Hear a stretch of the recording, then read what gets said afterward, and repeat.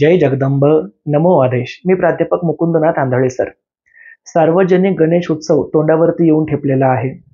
सर्वांना कल्पना आहे की वार बुधवार दिनांक 27 ऑगस्ट 2025 रोजी पार्थिव गणेश मूर्तीची स्थापना आपल्या सर्वांच्या घरोघरी केली जाते. 10 दिवस हा सार्वजनिक गणेश उत्सव साजरा केला जातो. परंतु या गणेश उत्सवाच्या वेळेला इतक्या मोठ्या प्रमाणावरती गणेश मंडळांमध्ये बाप्पाची स्थापना होते की घरगुती पूजेसाठी लवकर पुजारी किंवा पुरोहित मिळत नाही. अशा वेळेला स्वतःला गणेश अथर्व शीर्ष किंवा गणेश स्तोत्र मुखोद्गत असून तोंडी पाठ असून सुद्धा बऱ्याच जणांना पंचायत अशी वाटते की आपल्याला तर गणेश अथर्व शीर्ष येतं किंवा गणेश स्तोत्र येतं, पण नेमकं मग गणपतीचा अभिषेक, षोडशोपचारे किंवा पंचोपचारे पूजन नेमकं करायचं कसं? प्राणप्रतिष्ठेचे मंत्र येत नाही, मग प्राणप्रतिष्ठा होईल तरी कशी? यासाठी आज आपण सविस्तरपणे हा विधी बघणार आहोत. त्याबरोबरच यंदा गणेश उत्सवाचा जो मुहूर्त आहे तोही आपण या ठिकाणी स्पष्ट करूया. दिनांक 27 ऑगस्ट बुधवारी 2025 सकाळी 11 वाजेपासून ते दुपारी 1:30 वाजेपर्यंत स्थूलमानाने गणेश पूजनाचा मुहूर्त आहे. म्हणजे तो 11 वाजून 6 मिनिटांनी सुरू होतोय तर 1 वाजून 24 मिनिटापर्यंत आहे. पण आपण ठोस मानाने असं धरूया की सकाळी 11 ते दुपारी 1:30 वाजेपर्यंत म्हणजे 1:30 वाजेपर्यंत हा सर्व मुहूर्त शुभ राहील. पण ज्यांची स्थापना ह्या वेळेमध्ये होणारही नाही त्यांनी अजिबात त्या ठिकाणी विचलित होऊ नये. जेव्हा जसा वेळ मिळेल तशी स्थापना करावी. आणि तुम्हाला खरं सांगू का, माझ्या गणपतीची स्थापना कधीच मी मुहूर्तावर केलेली नाही. कारण माझी एक भावना अशी आहे की परमेश्वर चराचरामध्ये व्याप्त आहे. त्याच्या स्थापनेसाठी मुहूर्ताची गरज काय? जो स्वतःच पवित्र आहे, तो जगाचा मालक आहे, त्याला आपण केव्हाही त्या ठिकाणी पूजू शकतो. त्यामुळे आमच्या गणपती स्थापनेला तर नेहमी रात्रच होते. असो, या ठिकाणी मी हा संपूर्ण विधी आणि त्याचा व्हिडिओ तुमच्या सर्वांच्या आग्रहास्तव प्रदर्शित करत आहे. आणि या व्हिडिओचं श्रेय सुरेखा वाळुंजताई यांना आहे. त्यांनी आग्रह केला होता की गुरुजी प्लीज हा विधी दाखवा. पण यंदाची आमची एक थोडीशी खंत अशी आहे की माझा प्रिय मित्र दुर्गेश यांचे मोठे बंधू यांचं निधन झालेलं असल्यामुळे मागच्या वर्षी आम्ही जो व्हिडिओ शूट केला होता तो व्हिडिओ मी या ठिकाणी अपलोड करतोय. म्हणजे व्हिडिओ मागच्या वर्षीचा शूट केलेला आहे, पण मागच्या वर्षी आम्ही तो अपलोड केला नव्हता, तो यावर्षी अपलोड करतोय. आणि त्यामध्ये सर्व पूजाविधी स्वतः दुर्गेशच करत आहे. त्यामुळे कोणाला असं वाटायला नको की यांच्या घरी दुःखाचा प्रसंग आहे आणि थेट हे गणपतीचं पूजन कसं करतायत. व्हिडिओ मागच्या वर्षीचा आहे, परंतु सविस्तर माहिती दिलेली आहे. चला तर मग बघूया. जय जगदंब. नमो आदेश. मी प्राध्यापक आंधळे सर आपल्या या व्हिडिओमध्ये सहर्ष स्वागत करत आहे.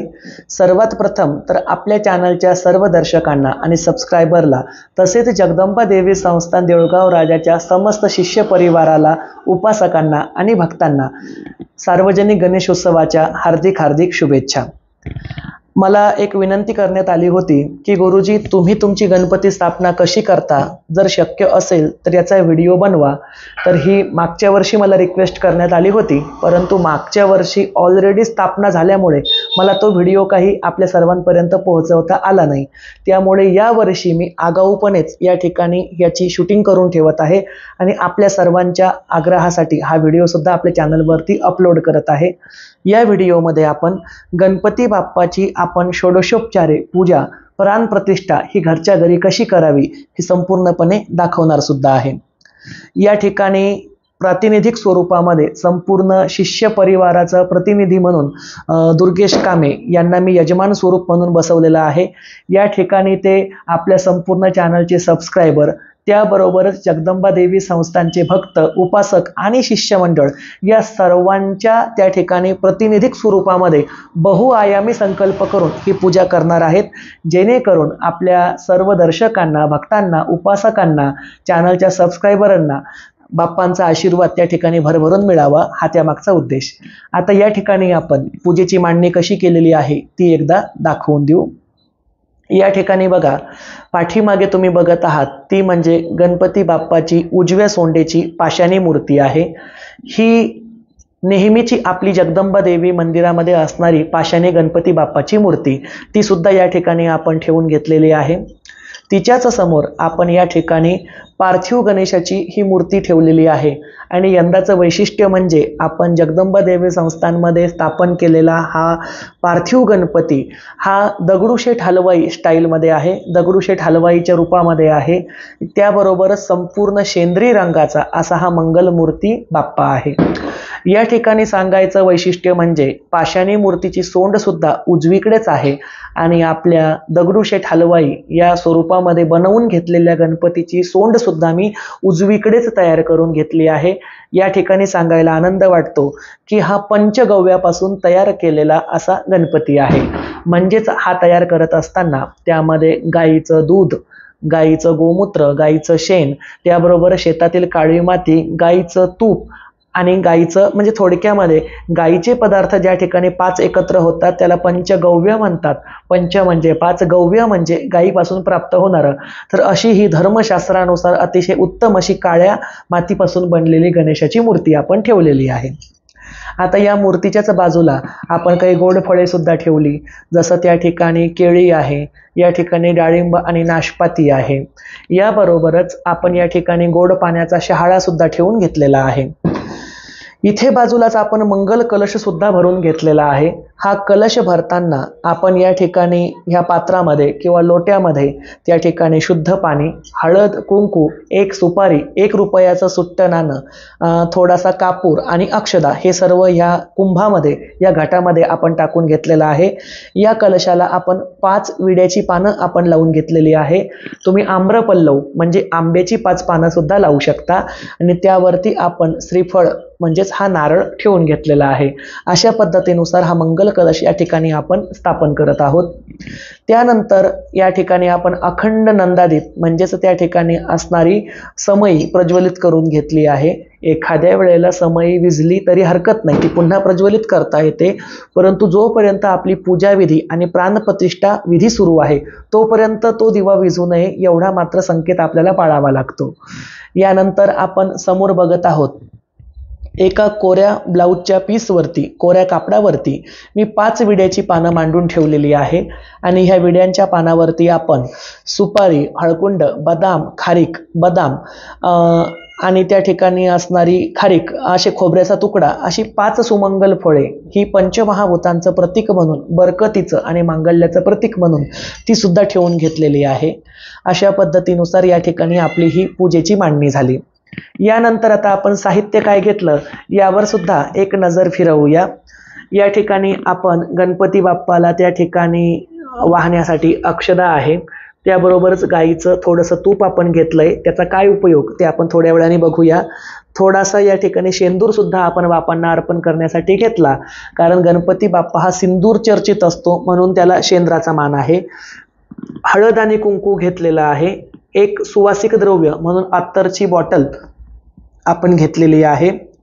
गणपती बाप्पाला अभिषेकासाठी आपण या ठिकाणी पंचामृत तयार करून घेतलेलं आहे. आता ह्या पंचामृतामध्ये काय, तर या ठिकाणी नेमकं पंचामृतामध्ये दूध, दही, तूप, मध आणि साखर अशा 5 गोष्टी आपण एकत्र करून घेतलेल्या आहे, ज्या आपल्याला आयुर्वेदाने शरीरासाठी सुद्धा अतिशय उत्तम सांगितलेल्या आहे. जे आपल्या शरीरासाठी उत्तम तेच आपण गणपती बाप्पाला अर्पण करणार आहोत, त्यामुळे हे पंचामृत आपण अभिषेकासाठी तयार करून घेतलं. याबरोबरच आपण उष्णोदक आणि शीतोदक म्हणजेच गणपती बाप्पाला अंघोळीसाठी उष्णोदक म्हणजे गरम पाणी आणि शीतोदक म्हणजे या ठिकाणी हे थंड पाणी, त्यासोबतच पूजेची पोळी, फुलं, त्यासोबतच बाप्पांचा नैवेद्य म्हणून बाप्पांचे लाडके मोदक असं सर्व साहित्य या ठिकाणी तयार करून ठेवलेलं आहे. आता आपण या ठिकाणी बाप्पांची प्राणप्रतिष्ठा आणि षोडशोपचारे पूजन कसं करायचं हे विधिवत पद्धतीनुसार बघणार आहोत. चला तर मग या ठिकाणी आता आपण षोडशोपचारे पूजन करणार आहोत. तर त्यासाठी आपण सर्वात प्रथम आचमन करूया. आचमन म्हणजे काय, तर आपण ज्या वेळेला दीर्घकाळासाठी कुठलेही मंत्र म्हणतो किंवा कुठलीही पूजा करतो तर या वेळेला आपल्या घशाला त्या ठिकाणी सोक पडू शकतो, म्हणजेच कोरडा त्या ठिकाणी आभास निर्माण होऊ शकतो. हा घशाला कोरडा आभास झाल्यामुळे त्या ठिकाणी आपल्याला ठसका लागण्याची शक्यता असते आणि चालू मंत्रांमध्ये किंवा पूजेमध्ये शिंक येणे, खोकला येणे, ठसका येणे हे त्या ठिकाणी अशुभ मानण्यात येतं. यामुळे 3 वेळेला आपण देवाच्या नावाने त्या ठिकाणी आचमन करून म्हणजेच थोडं थोडं पाणी प्राशन करून आपल्या घशाला, आपल्या या स्वरयंत्राला, आपल्या या कंठाला आपण ओलावा देत असतो. आता धर्मशास्त्रानुसार हे आचमन करण्याची सुद्धा विशिष्ट अशी पद्धत आहे. त्यावेळेला उजव्या हाताने आपल्याला अशी गोकर्ण मुद्रा तयार करून घ्यावी लागते आणि ह्या गोकर्ण मुद्रेमध्ये आपल्याला त्या ठिकाणी आचमन करायचं असतं. तर तुम्ही तुमच्या उजव्या हाताची अशी गोकर्ण मुद्रा आता तयार करून घ्यावी. त्यानंतर समोर ठेवलेल्या पात्रामधील पाणी तुम्ही डाव्या हाताने त्या उजव्या हातामध्ये घ्या आणि त्याला आपल्याला प्राशन करायचं आहे. आणि तुम्ही माझ्या मागे मागे उच्चारण सुद्धा करा. हे पाणी तुम्ही आता म्हणा, ओम केशवाय नमः. ओम केशवाय नमः. हे पाणी पिऊन घ्या. पुन्हा हीच विधी करायची आहे. ओम माधवाय नमः. ओम माधवाय नमः. अजून एकदा. ओम नारायणाय नमः. ओम नारायणाय नमः. यानंतर आपल्याला हातावरून एक पळी भरून पाणी हे समोरच्या पात्रामध्ये सोडायचं आहे आणि म्हणायचं आहे, ओम गोविंदाय नमः. ओम गोविंदाय नमः. यानंतर आता आपण या ठिकाणी आचमन करून झालेलं आहे. यानंतर आपल्याला संकल्प करवून घ्यायचा आहे. संकल्प करण्यासाठी तुम्ही जी गोकर्ण मुद्रा केली होती त्या मुद्रेमध्येच थोडंसं पाणी पुन्हा एकदा त्या ठिकाणी धारण करा.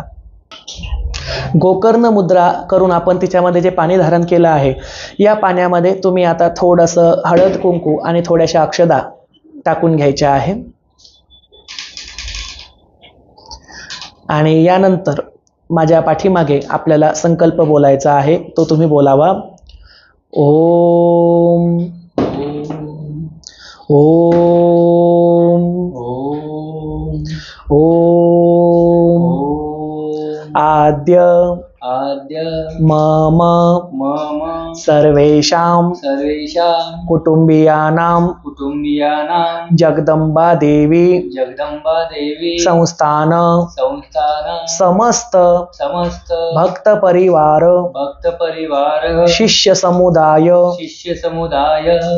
अभीष्ट चिंतन तथैव सुख प्राप्त्यर्थे श्री महागणाधिपती पार्थिव मूर्ति प्रतिष्ठापना एवं पूजन करिष्यते.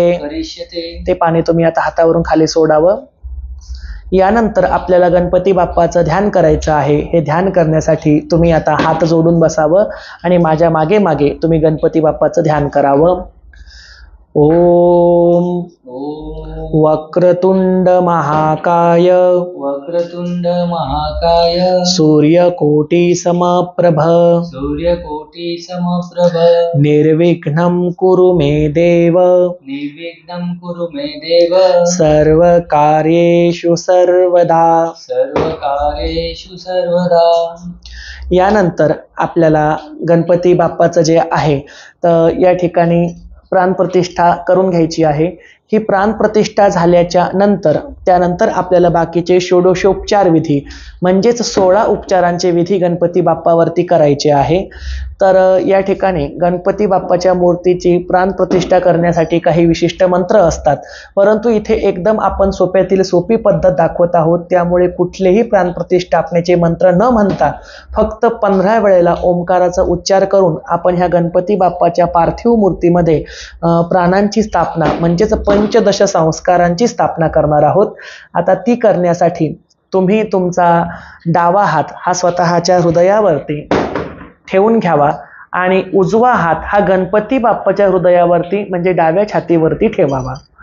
आता या ठिकाणी जो आपला भावार्थ आहे तो म्हणजे माझं हृदय आणि तुझं हृदय एक आहे, म्हणजेच माझे प्राण आणि तुझे प्राण एक आहे, हे या ठिकाणी आपण गणपती बाप्पाला भासवत आहोत.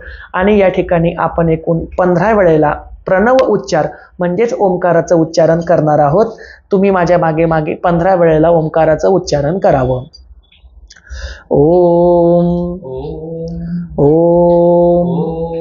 ओम ओम ओम ओम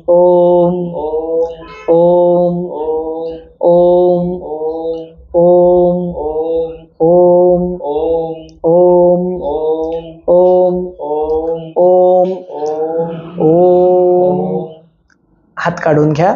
अशा पद्धतीनुसार आपण 15 वेळेला या ठिकाणी गणपती बाप्पाच्या हृदयावरती हात ठेवून प्रणव उच्चार म्हणजेच ओंकाराचं उच्चारण केलं आणि या ठिकाणी गणपती बाप्पा आता पूर्णपणे ह्या पार्थिव मूर्तीमध्ये प्रगटला आहे असं आपण समजूयात.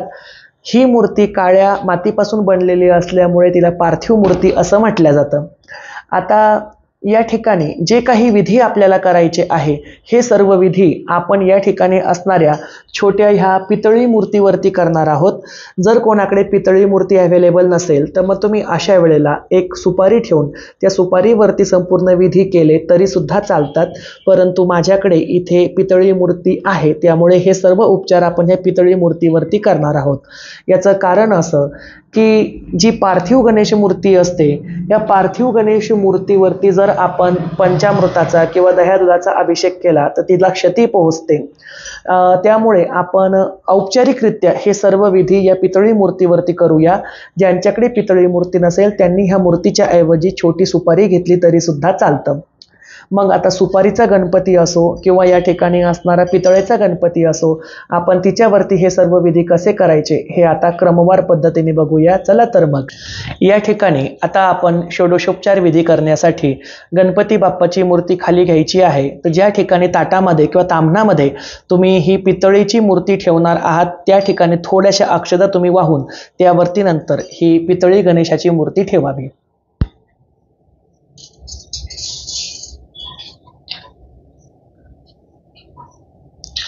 बाप्पाची पितळी मूर्ती या ठिकाणी आपण अक्षदांवरती ठेवून घेतलेली आहे. आता आपण बाकीचे विधीला या ठिकाणी सुरुवात करत आहोत.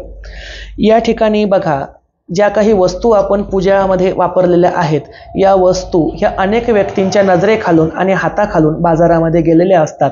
त्यावरती निरनिराळ्या प्रकारचे वाईट, ज्याला आपण काही व्हायब्रेशन म्हणूया किंवा लहरी म्हणूया, त्या आलेल्या असतात.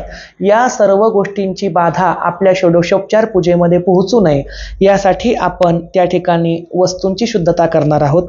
ही वस्तूंची शुद्धता करण्यासाठी तुम्ही तुमच्या समोर असणारं जे पाणी आहे त्या पाण्यामध्ये एक फूल बुडवून त्या फुलाने पूजेच्या सर्व वस्तूंवरती थोडंसं पाण्याचं प्रोक्षण करावं, म्हणजेच थोडंसं पाणी शिंपावं. मी मंत्र म्हणत राहील, तुम्ही फुलाने सर्व वस्तूंवरती आजूबाजूने पाणी शिंपायला सुरुवात करा. ओम अपवित्रः पवित्रो वा सर्वान् वंस्तागतोऽपि वा यः स्मरेत् पुंडरीकाक्षं स बाह्याभ्यन्तरशुचिः. आता आपण वस्तूंची शुद्धता करून घेतलेली आहे. आता आपण जे पाणी समोर घेतलेलं आहे पात्रामध्ये, या पाण्यामध्ये त्या ठिकाणी असणाऱ्या पवित्र नद्यांचं स्मरण करणार आहोत आणि अशा प्रकारे 7 पवित्र नद्यांचं आवाहन त्या पाण्यामध्ये आपण करूया. मी ज्या वेळेला मंत्र म्हणत राहील तुम्ही त्यावेळेला पळीने ते पाणी ढवळायचं आहे. सुरुवात करा. ओम गंगे च यमुने चैव गोदावरी सरस्वती नर्मदे सिंधु कावेरी जलेस्मिन् सन्निधं कुरु. अशा पद्धतीनुसार गंगा, यमुना, गोदावरी, सरस्वती, नर्मदा, सिंधू आणि कावेरी या सप्तसरितांचं म्हणजेच नद्यांचं स्मरण करून आपण त्यांचं आवाहन या पवित्र पाण्यामध्ये केलेलं आहे आणि इथून पुढचे सर्व विधी आपण ह्या पवित्र पाण्यानेच करणार आहोत. आता ज्या ठिकाणी आपण ही पूजा करत आहोत त्या ठिकाणी वाईट विचारांनी किंवा भूत पिशाच इत्यादी वाईट निशाचर शक्तींनी आपल्या ह्या पूजा बाधेमध्ये कुठल्याही प्रकारे बाधा आणू नये यासाठी आपण त्यांना रोखणार आहोत. तर असं म्हणतात की शिवाच्या आज्ञेचा श्लोक म्हणून आपण आपल्या अवतीभोवती अक्षदा किंवा पाण्याने प्रोक्षण केलं, म्हणजे आजूबाजूला चारही दिशेला पाणी शिंपडलं तर त्या ठिकाणी वाईट विचार, वाईट प्रवृत्तीची लोक आणि वाईट शक्ती थांबत नाहीत. तर तुम्ही फुलांनी स्वतःच्या अवतीभोवती चारही दिशांना बसल्या जागेवरूनच पाणी शिंपत राहायचं आहे. मी या ठिकाणी श्लोकाचं उच्चारण करतो. सुरुवात करा. ओम अपसर्पन्तु ते भूता ये भूता भूमि संस्थिता ये भूता विघ्नकर्तारः ते गच्छन्तु शिवाज्ञया. म्हणजेच शिवाच्या आज्ञेने या ठिकाणी वाईट प्रवृत्तींना आपण आपल्या पूजास्थळापासून येण्यासाठी रोखलेला आहे. आता ज्या धरती मातेवरती आपण बसून ही पूजा करत आहोत त्या धरती मातेचे पूजन करणं सुद्धा तेवढंच गरजेचं आहे. तर तुम्ही समोरच्या पृथ्वीला हळद आणि कुंकू अर्पण करून तिला एक फूल वाहावं, अक्षदा वाहाव्या. मी या ठिकाणी मंत्राचं उच्चारण करत आहे. पृथ्वी त्वया धृता लोका देवी त्वविष्णुना धृता त्वचं धारय मां देहि पवित्रां कुरु चासनम्. ओम पृथ्वी देवे नमः. गंधाक्षत पुष्प समर्पयामि. अशा पद्धतीनुसार या ठिकाणी आपण संपूर्ण आसनशुद्धी, वस्तुशुद्धी आणि मातृका म्हणजेच नद्यांचं आवाहन करून घेतलेलं आहे. आणि आता आपण पुढचे विधी थेट सुरू करत आहोत. हे सर्व विधी करत असताना तुम्ही ते सर्वात प्रथम मी जे सांगेल ती विधी खालच्या गणपतीला म्हणजेच पितळी गणपतीला आणि त्यानंतर फुलांनी प्रोक्षण करून वरच्या दोनही गणपतींना अर्पण करायची आहे. सर्वात प्रथम आपण आवाहन करत असतो म्हणजेच येण्याचं निमंत्रण देत असतो. गणपती बाप्पा तर येऊन बसलेलाच आहे पण आपण त्याला आवाहन सुद्धा करूया. आवाहनासाठी तुम्हाला अक्षदा वाहायच्या आहे. ओम श्री महागणाधिपतये नमः. अक्षतान समर्पयामि. आवाहनार्थे अक्षतान समर्पयामि. गणपती बाप्पाला आपण अक्षदानी आवाहन केलेलं आहे. यानंतर कोणीही पाहुणा घरी आल्यानंतर जसं आपण त्याला बसण्यासाठी आसन देतो तसंच आसन या ठिकाणी आपण देवदेवेश्वराला म्हणजेच महागणाधिपतीला देणार आहोत. तर त्यासाठी आपल्याला पुन्हा एकदा अक्षदा खाली पितळी मूर्तीला आणि वरच्या पार्थिव मूर्तीला आणि पाषाणी मूर्तीला वाहायच्या आहे. ओम श्री महागणाधिपतये नमः. आसनार्थे अक्षतान समर्पयामि. यानंतर आपण जसं एखादा पाहुणा घरी आला की त्या पाहुण्याला पाय धुण्यासाठी पाणी देतो किंवा त्या पाहुण्याचे पाय धुतो तसाच गणपती बाप्पा हा 10 दिवसांसाठी पाहुणा बनून आपल्या घरी आलेला आहे. तर या गणपती बाप्पाला सुद्धा आपण पाय धुण्यासाठी पाणी देणार आहोत, ज्याला पाद्यपूजा किंवा पाद्य देणे असं सुद्धा म्हणतात. हे पाद्य देण्यासाठी तुम्ही सर्वात प्रथम पळीमध्ये थोडंसं पाणी घेऊन त्यामध्ये हळद आणि कुंकू एकत्र करा आणि ते पितळी मूर्तीला अर्पण करा. ओम श्री महागणाधिपतये नमः. पाद्योपाद्यम समर्पयामि. यानंतर असंच पुन्हा पळीमध्ये तयार करून आपण ते फुलांनी वरच्या दोनही मूर्त्यांना शिंपडणार आहोत.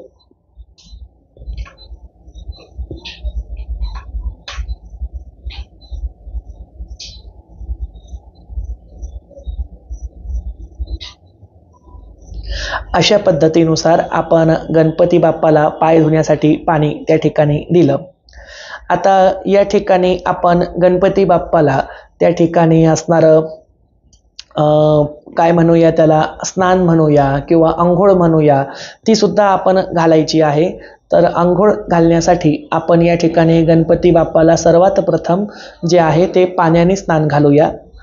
ओम श्री महागणाधिपतये नमः. शीतोदक स्नान समर्पयामि. वरच्या मूर्त्यांना तुम्ही फुलाने पाणी शिंपायचं आहे.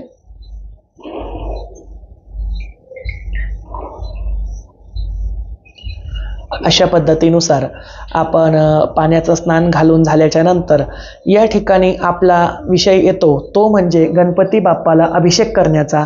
तर अभिषेकासाठी आपण या ठिकाणी जे पंचामृत तयार करून घेतलं होतं ते पंचामृताने आपण पितळी मूर्तीला किंवा सुपारीच्या मूर्तीला स्नान घालून घेऊया आणि वरच्या मूर्तींना मात्र आपण फुलानेच पंचामृत शिंपायचं आहे. या वेळेला तुम्ही त्या ठिकाणी गणेश अथर्व शीर्ष याचा पाठ करू शकता किंवा गणपती स्तोत्राचा पाठ केला तरी सुद्धा चालेल. या ठिकाणी मी तो पाठ करून घेत आहे आणि तुम्ही त्या ठिकाणी पंचामृताने स्नान हे त्यांना सुरू ठेवायचं आहे. ओम श्री महागणाधिपतये नमः. पंचामृत अभिषेक स्नानं समर्पयामि. ओम प्रणम्य शिरसा देवं गौरीपुत्र विनायकं भक्तवासं स्मरे नित्यमायु कामार्थसिद्धये. प्रथमं वक्रतुण्ड च एकदन्तं द्वितीयकं तृतीयं कृष्णपिङ्गाक्षं गजवक्रं चतुर्थकं लम्बोदरं पंचमं च षष्ठं विकटमेव च सप्तमं विघ्नराजेन्द्रं धूम्रवर्णं तथाष्टमं नवं भालचन्द्रं च दशम तु विनायकम् एकादशं गणपतिं द्वादशं तु गजाननं द्वादशैतानि नामानि त्रिसन्ध्यम्य पठेदरः न च विघ्नं भयं तस्य सर्वसिद्धिं करं प्रभो विद्यार्थी लभते विद्यां धनार्थी लभते धनं पुत्रार्थी लभते पुत्रान् मोक्षार्थी लभते गतिं जपेत गणपति स्तोत्रं षड्विमात फलं लभेत सवंस्वरेण सिद्धिं च लभते नात्र संशय अष्टभ्यो ब्राह्मणे च लिखित्वाय समर्पयेत तस्य विद्या भवेत् सर्वाः गणेशस्य प्रसादतः इति श्रीनारदपुराणे संकटनाशनं श्रीगणपतिस्तोत्रं संपूर्णम्। यानंतर आपण गणेश अथर्वशीर्षाचं पठण सुद्धा करून घेणार आहोत। गणेश अथर्वशीर्ष म्हणजेच काय तर अथर्व म्हणजे जो कधीही चंचल होत नाही, जो सदैव स्थिर असतो असा, म्हणजे मनाला स्थिरता देणारं, मनाला शांतता देणारं जे त्या ठिकाणी असणारं स्तवन आहे त्याला गणेश अथर्वशीर्ष म्हटलं जातं। तर अशा ह्या मनाला बुद्धीला चंचलतेपासून रोखणाऱ्या आणि शांतता देणाऱ्या स्थिरता देणाऱ्या गणेश अथर्वशीर्षाचा म्हणजेच गणपतीच्या लाडक्या सुक्ताचा पाठ आपण या ठिकाणी करून घेणार आहोत। तुम्ही या ठिकाणी पळीने वरच्या दोनही पार्थिव मूर्तीला आणि पाषाणी मूर्तीला फुलाने पंचामृत शिंपून घ्या आणि नंतर बाकीचा अभिषेक तुम्ही खालील मूर्तीचाच करायचा आहे। मी माझं पठण सुरू करतो। पंचामृत स्नान द्या। ओम स्वस्ति न इंद्रो रुद्रश्रवाः स्वस्ति न पूषा विश्ववेदाः स्वस्ति नस्तारक्षो अरिष्टनेमिः स्वस्ति नो बृहस्पतिर्दधातु। ओम नमस्ते गणपतये त्वमेव प्रत्यक्षं तत्त्वमसि त्वमेव केवलं कर्तासि त्वमेव केवलं धर्तासि त्वमेव केवलं हर्तासि त्वमेव सर्वखल्विदं ब्रह्मासि त्वं साक्षादात्मासि नित्यं ऋतं वच्मि सत्यं वच्मि अवत्वमाम् अववक्तारम् अवश्रोतारम् अवधातारम् अवधातारम् अवानुचानमवशिष्यम् अवपश्चास्तात् अवपुरस्तात् अवोत्तरोत्तात् अवदक्षिणतात् अवचोद्वारतात् अवोधरोत्तात् सर्वतो मां पाहि पाहि समन्तात्। त्वं वाङ्मयः स्वं चिन्मयः त्वमानन्दमयः स्वं ब्रह्ममयः त्वं सच्चिदानन्दद्वितीयोऽसि त्वं प्रत्यक्षं ब्रह्मासि त्वं ज्ञानमयो विज्ञानमयोऽसि सर्वजगदितं तत्त्वजायते सर्वजगदितं तत्त्वस्तिष्ठति सर्वजगदितं त्वयलयमेष्यति सर्वजगदितं त्वयं प्रत्येति त्वं भूमिरापोन्नलोन्निलोन्नभचत्वारकवागपदानि त्वं वसत्रयातीतः त्वं गुणत्रयातीतः त्वं देहत्रयातीतः त्वं कालत्रयातीतः त्वं मूलाधारस्थितोऽसि नित्यं त्वं शक्तित्रयात्मकः त्वं योगिनो ध्यायते नित्यं त्वं ब्रह्मा स्वं विष्णु स्वं रुद्र स्वं इन्द्र स्वं अग्नि स्वं वायु स्वं सूर्य स्वं चंद्रमा स्वं ब्रह्मो भूर्भुवः स्वरं गणादिं पूर्वमुच्चार्य वर्णादितरं तरम् अनुस्वार परान्तरः अन्धेरदूलसितं तारेण रुद्धम् एतत्तव मनुस्वरूपं गकार पूर्वरूपम् अकारो मध्यम रूपम अनुस्वार शांत रूपम बिंदुरुत्तर रूपम नाद संधानम सहिता संधि सैषा गणक विद्या गणक ऋषि निश्रुत गायत्री छंदः गणपतिर्देवता। ओम गं गणपतये नमः। एकदंताय विद्महे वक्रतुंडाय धीमहि तन्नो दन्ती प्रचोदयात्। एकदन्तं चतुर्हस्तं पाशकुशमधारिणीं हृदं च वर्णं हस्ते व्रणमुषकध्वजं रक्तं लम्बोदरं शूर्पकर्णकं वाससं रक्तगन्धानलिप्ताङ्गं रक्तपुष्पे सुपूजितं भक्तानुकम्पिनं देवं जगत्कारणमच्युतम् अवीरभूतं च सुष्ठात् प्रकृते पुरुषात् परम् एवं ध्यायति स योगे योगिनावरः। नमो व्रातपतये नमो प्रमथपतये नमो नमस्ते स्तु लंबोदराय एकदंताय विघ्ननाशाय शिवसुताय श्रीवरदमूर्तये नमः। अशा पद्धतीनुसार या ठिकाणी गणेश अथर्वशीर्षाचं पठण आपलं झालेलं आहे। आता या ठिकाणी आपण गणपतीला प्रथम थंड पाण्याने स्नान घातलं होतं, आता आपण त्याला उष्णोदक स्नान घालूया, म्हणजेच गरम पाण्याने स्नान घालूया। जे गरम पाणी तुमच्याजवळ देऊन ठेवलेलं होतं, या गरम पाण्याने तुम्ही आता गणपती बाप्पाला स्नान घालून त्याला वरती उचलून ठेवा।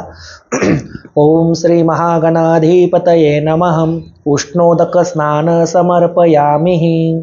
व्यवस्थितपणे गणपती बाप्पाची मूर्ती धुवून ती आता तुम्ही पार्थिव गणेश मूर्तीच्या पायाशी किंवा शेजारी ठेवून द्या। यानंतर तुम्ही ती गणेशाची पितळी मूर्ती पार्थिव मूर्तीच्या शेजारी ठेवून घ्या. या ठिकाणी गणपती बाप्पाचं स्नान झालेलं आहे. मग जसं आपली आंघोळ झाल्यावर आपल्याला सुद्धा त्या ठिकाणी सर्व विधी लागतात, तशीच विधी आता आपण गणपती बाप्पावरती अर्पण करूया. ओम श्री महागणाधिपतये नमः. वस्त्रार्थे अक्षतान समर्पयामि. वस्त्रांसाठी आपण अक्षता गणपती बाप्पाला अर्पण करून घेत आहोत. ओम श्री महागणाधिपतये नमः.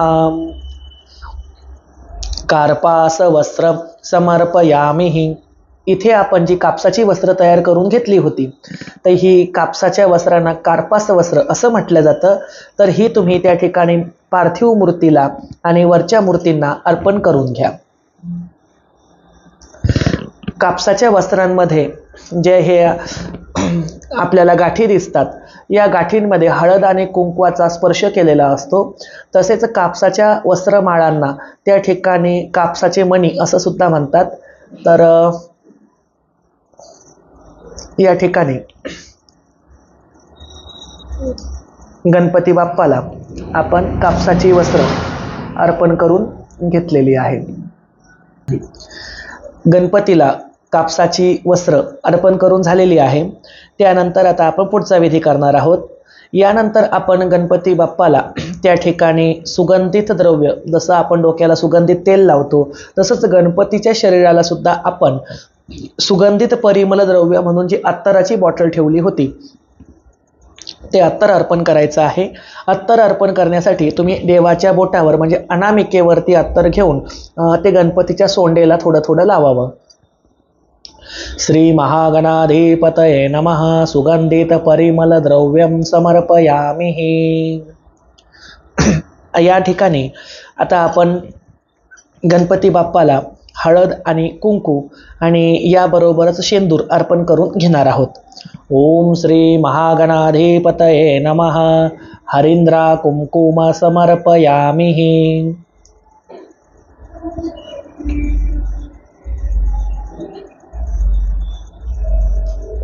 पार्थिव मूर्तीलाही लावून घ्या.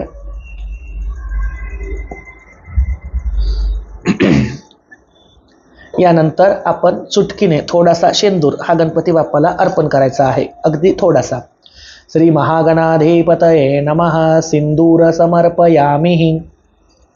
यानंतर आपण गणपती बाप्पाला त्या ठिकाणी असणारा त्याचा दुर्वांचा जो हे आहे आवडता त्याचा उपहार आहे तो अर्पण करूया. तर ह्या दुर्वा तुम्ही गणपतीच्या हातांवरती अर्पण कराव्या किंवा चरणांवरती अर्पण कराव्या. ओम श्री महागणाधिपतये नमः. दुर्वा समर्पयामि. ओम श्री महागणाधिपतये नमः. दुर्वांकुर समर्पयामि. यानंतर गणपतीला आपण त्या ठिकाणी यानंतर आपण गणपती बाप्पाला फुलांचा हार अर्पण करून घेऊया. ओम श्री महागणाधिपतये नमः. पुष्पहार समर्पयामि. यानंतर गणपती बाप्पाला आपण हा जो मिळेल त्या फुलांचा हार सुद्धा अर्पण करून घेतलेला आहे. आता या ठिकाणी काही जणांना प्रश्न पडेल की मी सुरुवातीला या ठिकाणी जे यज्ञोपवीत आहे म्हणजे जानवं आहे ते दाखवलं होतं, तर मग जानवं का नाही घातलं बरं? तर त्याचं कारण असं आहे की या ठिकाणी पूजेची मांडणी आम्ही जगदंबेच्या गाभाऱ्याच्या समोर केलेली आहे, परंतु जेव्हा गणपती बाप्पाला त्याच्या मूळ स्थानावरती ठेवलं जाईल तेव्हा आम्ही त्याला त्या ठिकाणी जानवं अर्पण करणार आहोत. त्यामुळे ते जानवं या ठिकाणी मी त्याला अर्पण केलेलं नाही, परंतु बाकीच्यांनी स्नान झाल्यानंतर वस्त्र अर्पण झाले की गणपतीला जानवं सुद्धा अर्पण करून घ्यावं. आता या ठिकाणी गणपती बाप्पाला आपण त्याचा आवडता नैवेद्य म्हणजेच असणारं गुळ खोबऱ्यापासून तयार केलेले मोदक दाखवूया. तुम्ही बाप्पाला एकदा ते ताट दाखवा. यानंतर जमिनीवरती तुम्ही स्वतःच्या अनामिकेने एक चौकोन तयार करावा आणि त्या चौकोनावरती ताटाला ठेवावं. यालाच मंडल भरणे असं सुद्धा म्हणतात. आता गणपती बाप्पाच्या समोर या ठिकाणी एकूण 11 मोदकांचा नैवेद्य मी ठेवलेला आहे. 21 मोदकांचा सुद्धा त्या ठिकाणी गणपती बाप्पाला मान असतो. आता या ठिकाणी आपण जे पंचामृत आपलं उरलेलं होतं त्या पंचामृतापैकी शेष पंचामृत म्हणजे उरलेलं पंचामृत सुद्धा ताटामध्ये एका बाजूने ठेवून घेऊया आणि ह्या मोदकांचा आणि ह्या पंचामृताचा नैवेद्य गणपती बाप्पाला आपण दाखवूया. यानंतर तुम्ही याला पाणी फिरवायचं आहे. ओम प्राणाय स्वाहा व्यानाय स्वाहा समानाय स्वाहा उदानाय स्वाहा ब्रह्मणे स्वाहा. ओम प्राणाय स्वाहा व्यानाय स्वाहा समानाय स्वाहा उदानाय स्वाहा ब्रह्मणे स्वाहा. यानंतर आपण गणपती बाप्पाला हस्त प्रक्षालन म्हणजे हात धुण्यासाठी, मुख प्रक्षालन म्हणजे तोंड धुण्यासाठी त्या ठिकाणी पाणी देणार आहोत. तर तुम्ही 2 पळ्या पाणी हे त्या ठिकाणी ताम्हणामध्ये सोडावं. ओम महागणाधिपतये नमः हस्त प्रक्षालनम समर्पयामि. ओम महागणाधिपतये नमः मुख प्रक्षालनम समर्पयामि. यानंतर आपण गणपतीला अर्घ्य देणार आहोत. अर्घ्य देण्यासाठी आपण जी पळी घेतली आहे त्या पळीमध्ये पाणी घ्यावं. तिच्यामध्ये थोडंसं चंदन किंवा चंदन नसेल तर मग आपली थोडीशी हळद ही टाकावी आणि 1 पळी पाणी हे या ठिकाणी आपण फुलाने गणपतीच्या मूर्तींना शिंपावं. ओम महागणाधिपतये नमः अर्घ्य समर्पयामि. यानंतर आपल्याला गणपती बाप्पाला त्या ठिकाणी दीपदर्शन म्हणजे दिवा दाखवून घ्यायचा आहे. तर इथे दिवा गणपती बाप्पाच्या शेजारीच असल्यामुळे मी दीपदर्शन समर्पयामि असं म्हणेल. तुम्ही फक्त त्या ठिकाणी दिव्याकडे बघत गणपती बाप्पाला नमस्कार करावा. ओम महागणाधिपतये नमः दीपम दर्शयामि. यानंतर आपल्याला गणपती बाप्पाला सुगंधित अगरबत्त्यांचा धूप सुवास द्यायचा आहे. तर या ठिकाणी आपण अगरबत्त्यांचा धूप गणपती बाप्पाला दाखवूया. यानंतर आपण अगरबत्त्यांचा अग्र देवाला देणार आहोत. ओम श्री महागणाधिपतये नमः धूपम आग्रपयामि. आता या ठिकाणी अगदी व्हिडिओच्या सुरुवातीला मी तुम्हाला हे वाटीमध्ये गावरान तूप दाखवलं होतं आणि सांगितलं होतं की याचा उपयोग काय हे मी नंतर सांगेल. तर याचा उपयोग असा की जेव्हा तुम्ही पार्थिव मूर्तीचं पूजन करत असता त्यावेळेला ह्या पार्थिव मूर्तींच्या 2ही डोळ्यांना तुम्हाला त्या ठिकाणी गावरान तुपाचा स्पर्श करायचा असतो. म्हणजे तुम्ही जर घरी स्थापना करत असाल तर मूर्तीचं पूजन सुरू होण्याच्या आधीच गणपतीच्या मूर्तीच्या 2ही डोळ्यांना 1 थेंब गावरान तुपाचा स्पर्श करून नंतरच पूजा सुरू करावी. परंतु जसं मी इथे सांगितलं की आम्हाला ही मूर्तीची स्थापना मूळ जागेवरती करायची आहे, व्हिडिओसाठी आम्ही इथे अशी मांडणी केली, त्यावेळेला मूळ जागेवरती स्थापना करताना मी मूर्तीच्या 2ही डोळ्यांना त्या ठिकाणी गावरान तुपाचा स्पर्श करून देणार आहे. त्याबरोबरच यज्ञोपवीत म्हणजे जानवंसुद्धा मूळ स्थानावरती ठेवल्यानंतरच गणपतीला मी अर्पण करणार आहे. परंतु घरच्या घरी मात्र हे विधी तुम्ही वेळेच्या वेळेवर करावे. म्हणजे पूजा सुरू होण्याच्या आधीच गणपतीच्या मूर्तीच्या 2ही डोळ्यांना तूप लावून ठेवावं आणि स्नान झाल्यानंतर मूर्तीला यज्ञोपवीत म्हणजेच त्या ठिकाणी असणारं जानवं अर्पण करावं. आता आपण गणपती बाप्पाची आरती घेऊया. आरतीसाठी आपण कापूर पेटवून घेऊया. सुख करता दुःख हरता वार्ता विघ्नाची नुरवी पुरवी प्रेम कृपा जयाची सर्वांगे सुंदर उटी शेंदुराची कंठी झळके माळ मुक्ता फळांची जय देव जय मंगल मूर्ती हो श्रीराज मूर्ती दर्शन मात्रे मन कामना पुरती जय देव रत्न खचित फरा तुझ गौरी कुमरा चंदनाची उटी कुमकुम केशरा हिरे जडित मुकुट शोभतो बरा ऋणधुनती नूपुरी चरणी घागरिया जय देव जय मंगल मूर्ती हो श्रीराज मूर्ती दर्शन मात्रे मन कामना पुरती जय देव लंबोदर पीतांबर फणिवर बंधना सरळ सोंड वक्र तुंड त्रिनयना दास रामाचा वाटपा हे सदना संकटी पावावे निर्वाणी रक्षावे सुरवर वंदना जय देव जय मंगल मूर्ती हो श्रीराज मूर्ती दर्शन मात्रे मन कामना पूर्ती जय देव चरणीच्या घागरी अरुण धुन वाजती तेथे नांदे देव अंबर गरजती पाठई ठुमकत नाचे गणपती शंकर पार्वती कौतुक पाहती जय देव जय मंगल मूर्ती ओ श्रीराज मूर्ती दर्शन मात्रे मन कामना पूर्ती जय देव कर्पूर गौरम करुणावतारम संसार सारम भुजेंद्रहारम सदा वसंतं हृदयारविंदे भवं भवानी सहितं नमामि गणपती बाप्पा मोरया मंगल मूर्ती मोरया. यानंतर जी आरती आपण ओवाळली ती आरती जमिनीवरती ठेवून तिला तुम्ही पळीने एकदा पाणी फिरवा म्हणजेच ती आरती बाप्पाला अर्पण होईल. यानंतर या आरतीचा तुम्ही त्या ठिकाणचा दर्प हा गणपती बाप्पाला देऊन ती आरती तुम्ही त्यानंतर सर्वांना द्यावी. आता या ठिकाणी आरती झालेली आहे. आता सर्वात शेवटी आपण या जे काही षोडशोपचार पूजा होती याची समाप्ती या ठिकाणी आपण पानाचा विडा त्याबरोबरच नारळाचं फळ म्हणजेच श्रीफळ देऊन करणार आहोत. आता ही विधी बहुतांशी वेळेला स्नान झाल्याच्या नंतर नैवेद्य झाल्याच्या नंतर करायची असते, परंतु मी थोडंसं वेगळं मानतो. माझ्या मते की ज्या वेळेला आपण एखाद्या व्यक्तीला त्या ठिकाणी सर्व जेऊ खाऊ घालतो तर शेवटी आपण त्या व्यक्तीला आहेर देतो आणि मग वाटी लावतो. तसं गणपती बाप्पाचं या ठिकाणी मोदकाचं भोजन झाल्याच्या नंतर आरती झाल्याच्या नंतर समारोप म्हणून त्याला त्या ठिकाणी आपण फळ असेल विडा असेल श्रीफळ असेल दक्षिणा असेल ही दिली पाहिजे. त्यामुळे हा विधी काही जण आधी करतात, काही जण आपल्यासारखे शेवटी सुद्धा करतात, परंतु हा विधी षोडशोपचारामध्ये म्हणजे 16 उपचारांमध्ये येतो. त्यामुळे विडा आणि नारळाचं फळ आणि दक्षिणा देणं मात्र क्रमप्राप्त आहे, ते तुम्ही केव्हाही द्या. आता या ठिकाणी आपण खाली नारळाचं फळ म्हणजे श्रीफळ त्यावरती 2 विड्याची पानं त्यावरती 1 रुपयाची दक्षिणा आणि वरती सुपारी ठेवून घेतली आहे. तर तुम्ही या सुपारीवरती 1-2 थेंब पाणी पळीने त्या ठिकाणी अर्पण करावं.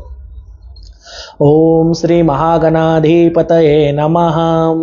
श्रीफल तथैव नारिकेल फल दक्षिणा 13 गुणी तांबूल समर्पयामि. अशा पद्धतीनुसार आपण या ठिकाणी गणपती बाप्पाचं षोडशोपचारी पूजन करून घेतलं. आजची ही पूजा तुम्हाला कशी वाटली हे मला कमेंटद्वारे नक्की कळवा. अशाच निरनिराळ्या माहितींसाठी आपल्या जगदंबा देवी संस्थान देऊळगाव राजा ह्या यूट्यूब चॅनलला लाईक करा, शेअर करा, सबस्क्राईब करा. आणि तोपर्यंत गणपती बाप्पाची कृपादृष्टी तुमच्या आणि आमच्या सर्वांच्या परिवारावरती राहो अशी गणरायाच्या चरणी प्रार्थना. गणपती बाप्पा मोरया मंगलमूर्ती मोरया.